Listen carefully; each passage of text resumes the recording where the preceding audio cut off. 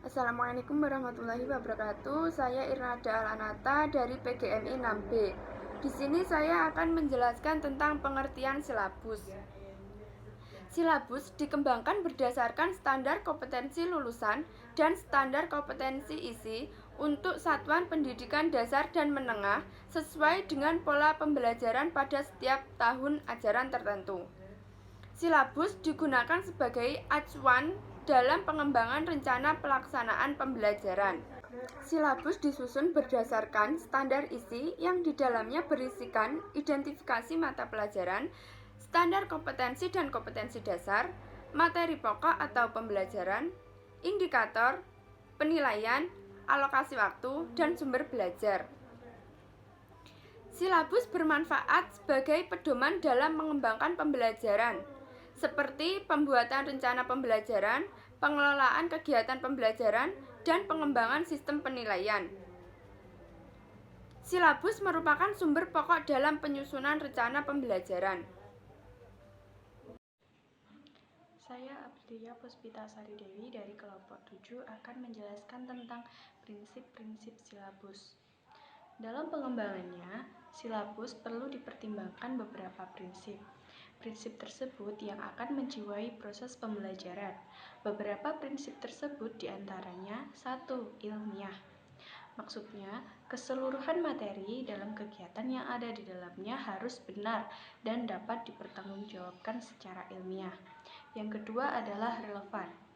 Maksudnya, cangkupan, kedalaman, kesukaran, dan urutan penyajian materi dalam silabus sesuai dengan tingkat perkembangan fisik, intelektual, sosial, emosional, dan spiritual peserta didik. Yang ketiga adalah sistematis. Maksudnya, komponen-komponen silabus saling berhubungan secara fungsional dalam mencapai kompetensi. Yang keempat adalah konsisten.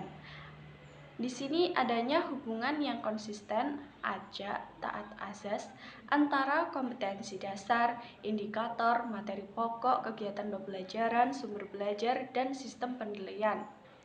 Yang kelima adalah memadai. Cakupan indikator, materi pokok, kegiatan pembelajaran, sumber belajar, dan sistem penilaian cukup untuk menunjang pencapaian kompetensi dasar. Yang keenam adalah aktual dan kontekstual. Di sini cakupan indikator, materi pokok, kegiatan pembelajaran, sumber belajar, dan sistem penilaian memperhatikan perkembangan ilmu, teknologi, dan seni mutakhir dalam kehidupan nyata dan peristiwa yang terjadi. Yang ketujuh yaitu fleksibel. Keseluruhan komponen silabus dapat mengakomodasikan keragaman peserta didik serta dinamika perubahan yang terjadi di sekolah dan tuntutan masyarakat.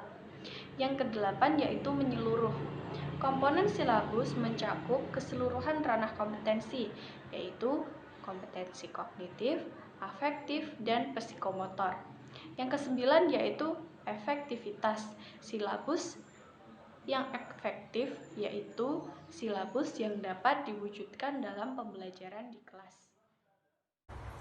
Assalamualaikum warahmatullahi wabarakatuh. Perkenalkan, nama saya Jessica Putri Gimarani dari PGMI 5B. Di sini saya akan menjelaskan tentang manfaat dari silabus.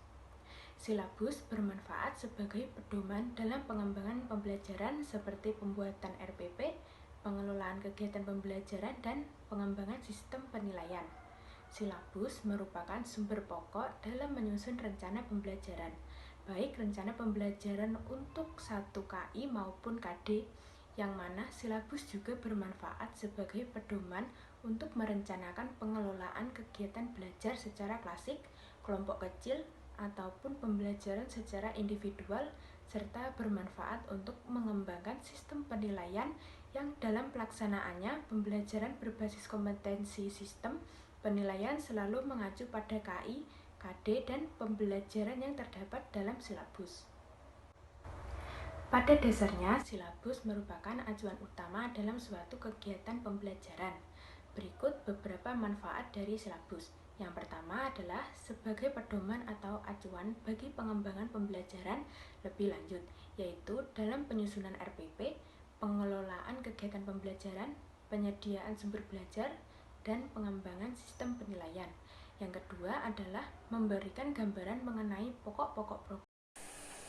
Assalamualaikum warahmatullahi wabarakatuh. Saya Lutfina Afifa dari PGMI 6B. Di sini saya akan menjelaskan langkah-langkah pengembangan silabus. Yang pertama yaitu identifikasi mata pelajaran. Identifikasi mata pelajaran meliputi pekerjaan untuk mengisi identitas sekolah, identitas mata pelajaran, kelas program, dan semester. Yang kedua yaitu pengurutan standar, kompetensi, dan kompetensi dasar. Standar, kompetensi, dan kompetensi dasar pendidikan jasmani dirumuskan berdasarkan struktur keilmuan jasmani dan tuntunan kompetensi lulusan. Setelah dirumuskan, selanjutnya standar kompetensi dan kompetensi dasar diurutkan dan disebarkan secara sistematis dan sekuensial. Yang ketiga yaitu penentuan materi pokok dan uraian materi pokok. Materi pokok dan uraian materi pokok adalah butir-butir bahan pelajaran yang dibutuhkan oleh siswa untuk mencapai suatu kompetensi dasar.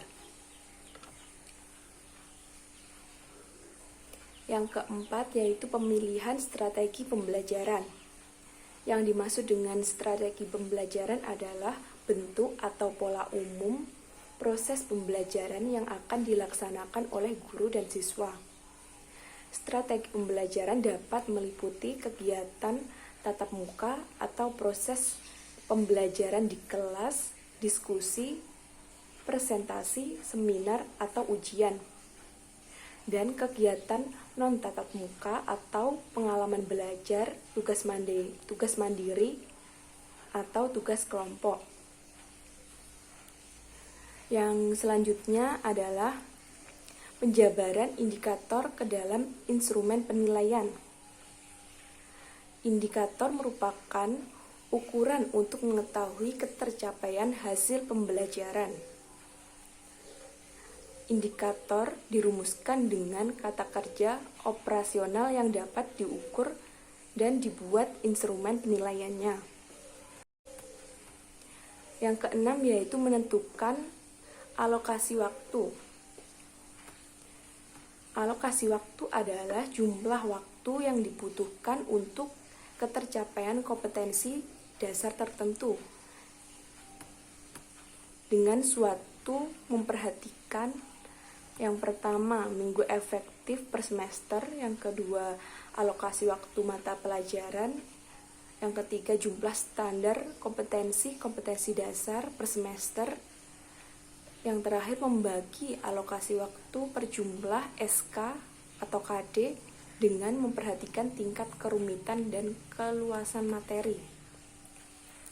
Selanjutnya, yang terakhir, menentukan sumber belajar.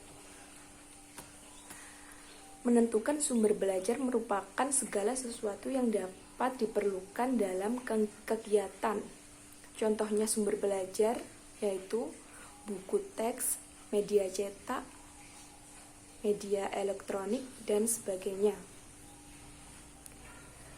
Oke, sekian penjelasan dari saya. Wassalamualaikum warahmatullahi wabarakatuh.